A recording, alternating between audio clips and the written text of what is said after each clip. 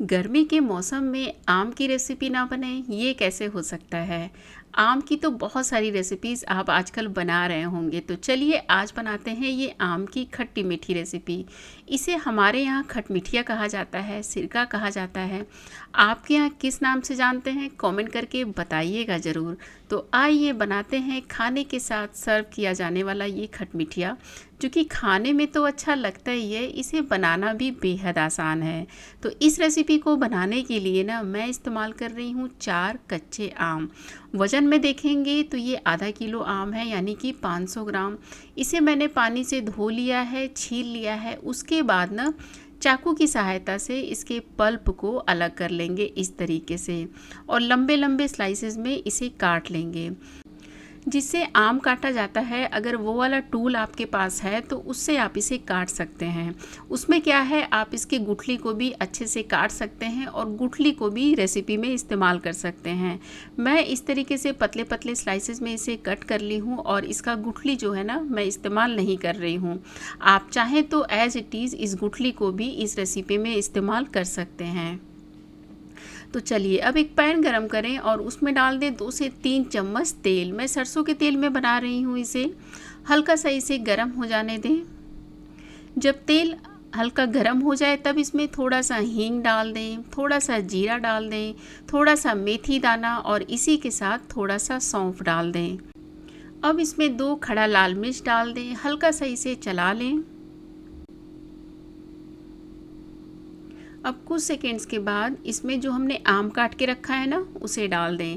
आम को डालने के बाद 2-3 मिनट या 4 मिनट आप इसे चला लें तेज़ आंच पर। हल्का सा भूनने के बाद ना इसमें मसाले डालेंगे। देखिए, इसे हम खट्टा मीठा बना रहे हैं, तो खट्टा मीठा बनाने के लिए इसमें मैं गुड़ का इस्तेमाल कर रही हूँ। इसकी जगह आप सिर्फ चीनी का भी इस्तेमाल कर सकते हैं। तो इतना ही गुड़ मैंने इसमें डाला है। ये डिपेंड करता है कि आम कितना खट्टा है। तो अब इसमें आधा छोटा चम्मच नमक डाल दें, आधा छोटा चम्मच या थोड़ा सा कम हल्दी पाउडर डाल दें, कश्मीरी लाल मिर्च का पाउडर ये भी आधा छोटा चम्मच, और लाल मिर्च का पाउडर थोड़ा सा डाल दें। अब इसमें काला नमक डाल दें आधा छोटा चम्मच, और इसी के साथ ये जो गुड़ लिया था ना हमने, उसे बारीक करके डाल दें ताकि ये जल्दी से गल जाए। अब इसमें पानी डाल देंगे। देखिए, पानी इसमें बहुत ज़्यादा नहीं डालना है।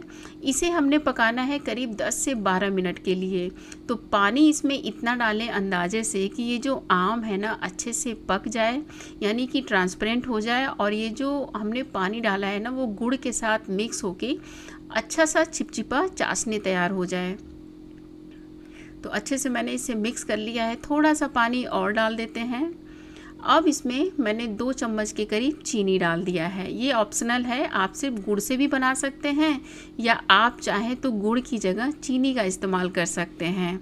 अब गैस का फ्लेम मीडियम पर करें और इसे हम पकाएंगे करीब 10 से 12 मिनट या 15 मिनट भी आप इसे पका सकते हैं, जब तक कि ये जो आम है अच्छे से पक नहीं जाता है और ये जो चाशनी है ना अच्छी सी गाढ़ी नहीं हो जाती है।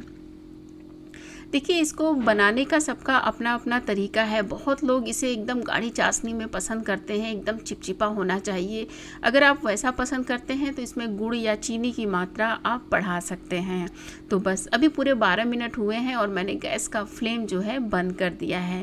आप देख सकते हैं आम जो है एकदम ट्रांसपेरेंट हो गया है, यानी कि अच्छे से पक गया है, और चाशनी भी अच्छे से गाढ़ी हो गई है। जब ये ठंडा हो जाएगा ना तो ये और ज़्यादा गाढ़ा हो जाएगा, यानी कि ठीक हो जाएगा। अब ये पूरी तरीके से ठंडा हो चुका है और आप देख सकते हैं ये आम का खट्टा मीठा मुरब्बा कितना लाजवाब लग रहा है। खाने में तो अच्छा लगता ही है, इसे बनाना भी बहुत आसान है, बहुत जल्दी बन जाता है।